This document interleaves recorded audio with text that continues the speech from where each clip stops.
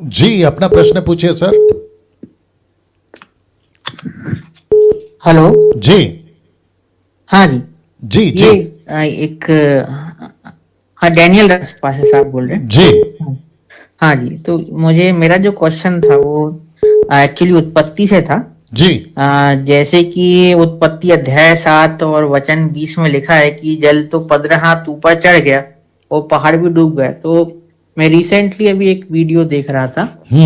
उस वीडियो में मतलब किसी एक अविश्वासी व्यक्ति का था। जी तो उन्होंने ये जो नोआ की जो आर्क है और इतनी बातें इनका चैलेंज किया है कि मतलब ये ऐसा पॉसिबल नहीं हो सकता, क्योंकि ये लोग बोलते हैं कि अगर एशिया में था जब इनकी बात चल रही, मान लो वो अरब साइड कहीं रहते होंगे, जी तो फिर सारे प्राणी मान लो वहां से अरारात पर्वत जो कि अभी एशिया में ही है, जी जहां से वो पहाड़ में जहां जहाज रुका था, तो सारे प्राणी मतलब फिर उत्तरी अमेरिका कैसे पहुंच गए, और ऐसे ऐसे कुछ क्वेश्चंस थे।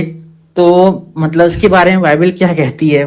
हम जानते हैं कि हम विश्वासी लोग हैं, पर फिर भी कोई ऐसे अपने पास कोई ऐसे तर्क हो सकते हैं कि हम किस तरह से इन्हें जवाब दे सकें। जी जी, बहुत अच्छा। लेकिन आप क्या जानना चाहते कि बाकी सब जगह पे क्या पहुंच गया, जानवर या हाँ जी। इंसान? हाँ, जानवर मतलब सारी पृथ्वी पे फैल गए, तो उनका मतलब था कि how they cross the distance from that one okay okay okay continent to other continent. Okay okay okay, line में बने रहें। और आपका जी। नाम बताइए। जेरल जेरल जेरल। जहरल। यस। Okay, thank you. और आप कहाँ से हैं जहरल जी? एमपी से। अच्छा, मध्य प्रदेश। ओके। तो जितने दर्शक अभी देख रहे हैं, जहरल साहब का ये प्रश्न है। जहरल साहब जो है वो मध्य प्रदेश से हैं और इनका कहना है कि कोई यूट्यूब के ऊपर अविश्वासी इस मुद्दे को उठाता है कि नूह के टाइम जो जहाज रुका था पहाड़ के ऊपर, और वहां से बाकी सारी दुनिया में ये जानवर, पक्षी या जो भी है, ये कैसे फैल गए। इस मुद्दे को उन्होंने, अविश्वासी व्यक्ति ने यूट्यूब पे उठाया, और भाई ने जो है वो यूट्यूब देखा और इनको लगा कि ये जो प्रोग्राम है पूछो जो भी पूछना है, उन्होंने कॉल किया और ये प्रश्न मेरे सामने रखा, जिसका मैं उत्तर अभी आप लोगों के बीच में देना चाहता हूं। मुझे लगता है कि 575 लोग हैं फेसबुक और यूट्यूब पे। मैं फेसबुक पे लाइव इसलिए वापस आ गया हूं क्योंकि बहुत लोगों ने कहा कि हमको यूट्यूब चलाना नहीं आता, यूट्यूब पे कैसे ढूंढे नहीं पता चलता, जिसके चलते मैं नहीं चाह रहा था कि किसी प्रकार का उनको दिक्कत हो, इसके वजह से मैं वहाँ पे आ गया। लेकिन यूट्यूब पर जिसको कहते हैं ना ऑफिशियली, यूट्यूब के ऊपर ये प्रोग्राम आप लोगों के लिए चलता रहेगा, ठीक है ना।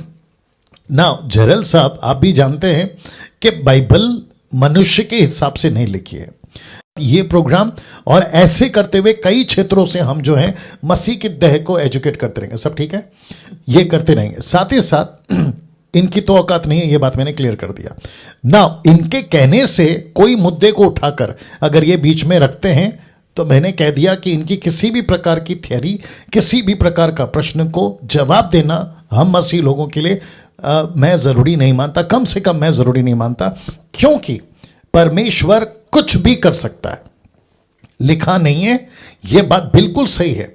अब वो कैसे पहुंचे, परमेश्वर क्या नहीं कर सकता है? परमेश्वर हर चीज कर सकता है। अगर यह भी पॉसिबल है कि उत्पत्ति के 11वें अध्याय में जहां पे टावर बन रहा था बेबीलोन का, वहां से मनुष्य को फैला दिया, लेकिन इसका मतलब ये थोड़ी है कि सिर्फ मनुष्य गए। यह भी तो हो सकता है कि वो 8वें अध्याय से 9वें अध्याय से लेकर 11वें अध्याय तक का वो जो युग पीरियड है या जो ईयर्स है, जनरल साहब आप सुन रहे हैं ना? जी जी जी हाँ, उत्पत्ति के 8वें 9वें अध्याय से लेके उत्पत्ति के 11वें अध्याय तक का जो पीरियड है, टाइम पीरियड है, वो कितना है, वो भी तो देखना होगा ना। उसमें कितने युग बीत गए, ये भी तो देखना होगा ना। उसमें कितनी संतानें, और सबका रिकॉर्ड है वहां पे कौन किसके बाद पैदा हुआ। तो क्या उसके दरमियान जानवर नहीं पनपे होंगे?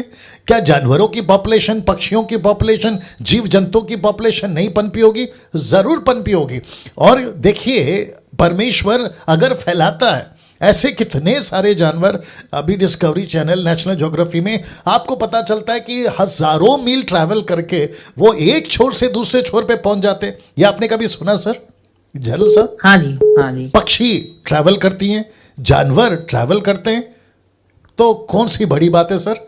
और उन दिनों में आसान था ना। एक्चुअली इसके सपोर्ट में एक एक ये भी पहले बता दिया कि सारे जब कॉन्टिनेंट सारे जुड़े हुए थे पहले, जो हमारे जो ज्योग्राफी में भी देखा गया है, जी। टोपोलॉजी में, जी कि कॉन्टिनेंट पहले सारे जुड़े हुए थे और जी। फिर बाद में ये दूर होते गए। राइट। तो जैसा लिखा है अपने उत्पत्ति में लिखा है कि एक सिरे की ओर पानी इकट्ठा हो गया सृष्टि की रचना में, तो एक तरफ इकट्ठा गया और जो बड़ा भाग था उसे स्थल कहा गया, पृथ्वी कहा गया। मतलब इससे Right. भी हम ये समझ सकते हैं एक और इकट्ठा हो, मतलब पहले तो ऐसे कुछ नहीं हुआ कि बीच बीच में टुकड़े हुए पानी भर गया होगा। Right. ये बाद में हुआ है। राइट। तो इससे भी अपन समझ सकते हैं। हम थोड़ा टाइम का थोड़ा सा वो ये था कि Exactly. टाइम हम जज करना थोड़ा सा हमारे लिए अभी के प्रेजेंट जो जनरेशन है, जो साइंस Right. की है, इसके अकॉर्डिंग बाइबल का टाइम करना बिल्कुल हम जज नहीं कर सकते हैं। एग्जैक्टली ऐसा। एग्जैक्टली। नाउ तो मैं उस हिसाब से भी अगर हम देखें तो उनको ये आंसर दे सकते हैं। बिल्कुल इस दे तरह सकते हैं से। सर, बिल्कुल दे सकते हैं। और मैंने कहा ना कि इनको ये किसी भी मुद्दे पे सवाल उठाकर